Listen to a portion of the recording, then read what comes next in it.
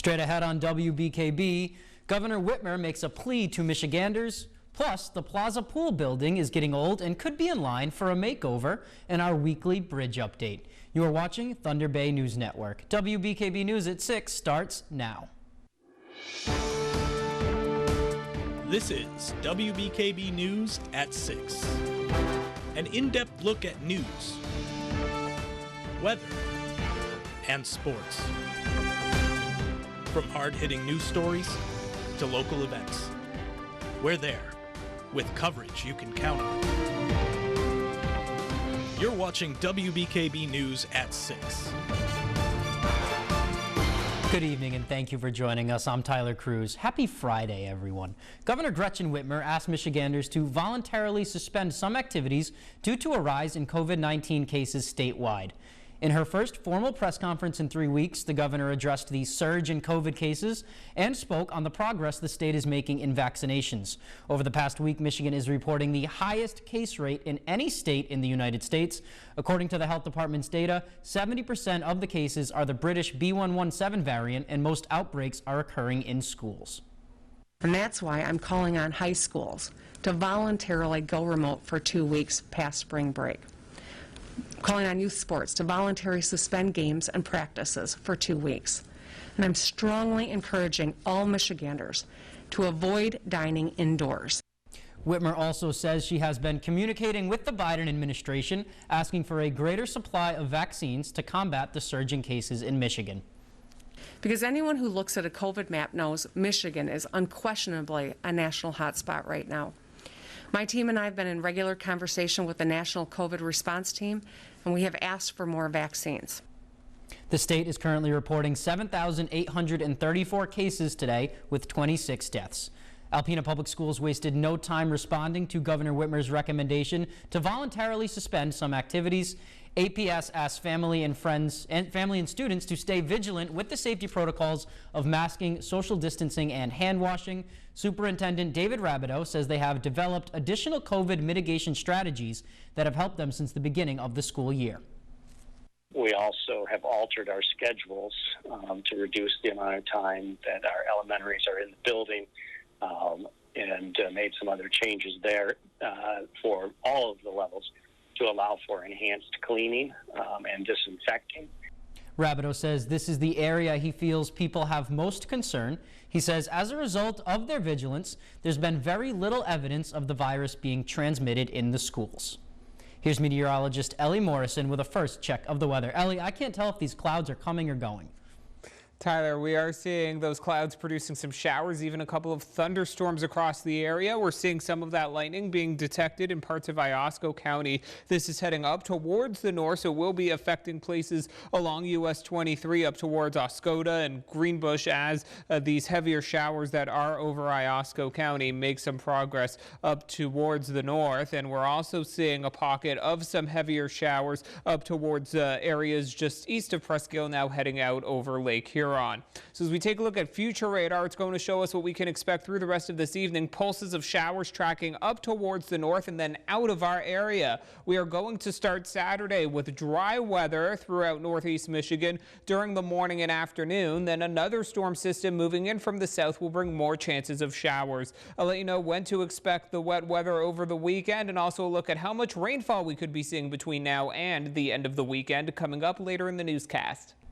Thanks for that, Ellie. We'll check back in with you later. Alpena Health Center will hold 2 walk-in vaccination clinics next week at the Alpena location. Anyone 18 and older may walk in and receive a COVID-19 vaccine on April 14th and April 16th from 8 a.m. to 11 a.m. Patrons are asked to use the acute care entrance at the north end of the building and to bring an ID and insurance card if possible. There is no out-of-pocket expense for the vaccine. They will be giving out the Johnson & Johnson 1-dose vaccine, and the clinic will run first come, first served while supplies last. In America, suicide is the second most common cause of death in people from age 10 to 35. Here in Alpena, a local support group is opening back up to help people overcome suicide-related grief. Abundant Life Christian Guidance is starting their Grief After Suicide support group for those who have lost friends or family to suicide. Reverend Amy Will is a licensed pastoral clinical counselor at Abundant Life. At a young age, Reverend Will lost a loved one to suicide and could not find a local support group to help her grieving process. Well, about 11 and a half or 12 years ago, I lost a family member who was really close to me to suicide. And during that time, I was researching a lot of different things, and I found that there was really no support groups or services or any professionals specializing in the grief and loss of suicide. Reverend Will was studying social works at the time and decided to turn her tragedy into a way to give back. Suicide prevention and education became her passion. She says the support group helps people overcome feelings of guilt, sadness, and other emotions, but most importantly, it gives people a safe space to feel understood when talking about the sensitive issue of suicide. Suicide is very taboo to a lot of people, even though there's more information coming out now to kind of deflect that. So I think people feel understood when they're around like-minded people in a group like this. The support group meets on the second Tuesday of every month from 6:30 to 8 p.m. For more information on the group and how to join, you can find a link to this story on our website. Alpena's Plaza Pool is getting up there in age, and Friends of the Pool are looking to give the outside a makeover. WBKB's Stephanie Minichi has more. In a recent Alpena County Commissioners meeting, the idea for a mural was proposed by Friends of Plaza Pool board member Mark Kinney. Kinney's idea for the mural came about in 2012. He says it's taken this long to find someone because it was important to find a muralist who had a number of characteristics. I wanted a muralist who had a sensitivity to who are the people who make this community vibrant, and who are interested in painting murals that draw out from a community some of that vibrancy. Kinney met muralist Justin Nethercutt on a board where they both serve. Kinney says it was Justin's work that Kinney found captivating. Seeing the slides that he showed of work that he's done in London and Paris and Baltimore and around, and how really sophisticated that artwork is. The mural Justin painted in a Baltimore neighborhood tugged at Kinney's heartstrings. Board President Ann Skiba feels adding the mural will benefit the community. Hopefully it will invite more users and draw attention. It will beautify the side of the building that is difficult for people that are new to our community or not users to find the pool. The pool's been in Alpena since the 70s, and Kinney says tile pools aren't built anymore, which makes this one unique. As of now, several steps still have to be taken before the mural can be dedicated. In Alpena, Stephanie Minichi, WBKB News. Thanks for that, Stephanie. Maybe I'll go take a dip when the weather warms up. We're 8 weeks into construction on the Bagley Street Bridge. This week, contractors finished driving the piling for Pier 3 on the north side of the bridge. Now they'll be able to pour the footing concrete while also letting workers begin on Pier 1. Road Commission staff say the break in weather has given contractors a faster start this week. It makes working conditions easier, obviously, and when working conditions are easier, things move more smoothly. Ultimately, they continue working basically through any weather, but everyone enjoys working in the nicer weather. Materials will be excavated out of Pier 1, which is the cofferdams. The Road Commission says they are grateful for residents' patience during this time.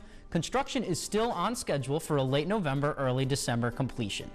There's more news ahead for you here on WBKB. Coming up, registration is now open for ACC's community enrichment classes, and meteorologist Ellie Morrison has your 7-day forecast next. If you have a photo such as nature shots, pics with friends, or interesting sights you see that you'd like to send us, email it along with a short description to news@wbkb11.com.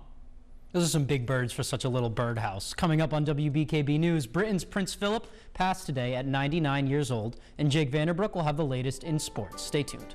Britain's Prince Philip died today at 99 years old. Queen Elizabeth's husband was just months away from his 100th birthday. CBS's Ian Lee reports from England. Signs of a nation in mourning. The flag at Buckingham Palace flies at half-staff. The news of Prince Philip's death posted at the gates. The 99-year-old royal passed away peacefully this morning at Windsor Castle. Prince Philip earned the affection of generations here in the United Kingdom, across the Commonwealth and around the world. Prince Philip, also known as the Duke of Edinburgh, was last seen in public a few weeks ago after he spent a month in the hospital for an infection and a heart condition. He was the longest royal consort in British history and was at Queen Elizabeth's side for more than 7 decades. Historians say the prince will be remembered for both his charm and, at times, controversial comments. He was probably the most good-looking royal in history, but at the same time, he had his opinions. He knew what he was thinking. He was never easily swayed, and so she could depend on him in a way that no one else could. People are already laying flowers here at Windsor Castle. This is where Prince Philip spent much of the pandemic with the Queen. He was one of the best royals, if I'm honest, you know what I mean, kind of thing, had a great character, charisma. The Greek-born aristocrat, who served in World War II, retired from public engagements several years ago.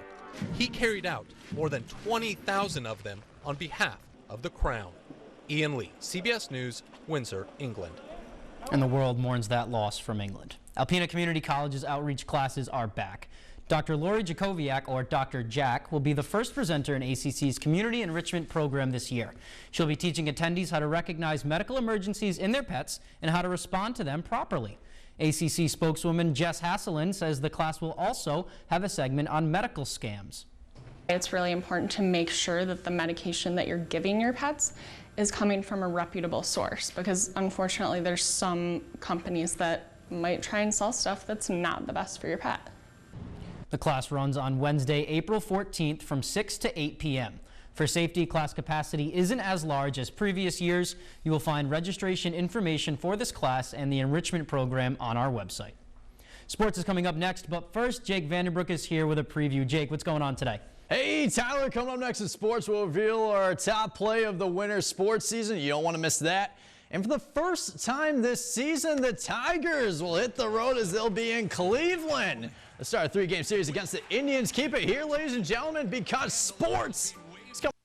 Welcome back. With the second round of the Masters going on today, here's a look at my favorite moment from round 1. Here's Rory McIlroy going for the green on hole 7 yesterday, but tries to hook it back and just doesn't get it. He hits a spectator, but that's not any spectator. That's Rory's dad. Here's what he had to say about the shot after the round.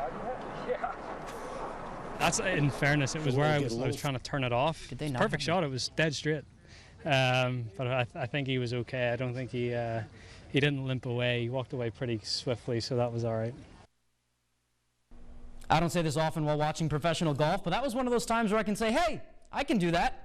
That's all we have for you this evening. You can read more about our broadcast stories and get the scoop on other news items online. Just visit WBKB11.com for sports, weather, and news updates anytime, day or night. And check us out on our Facebook page and Twitter handle at WBKB11.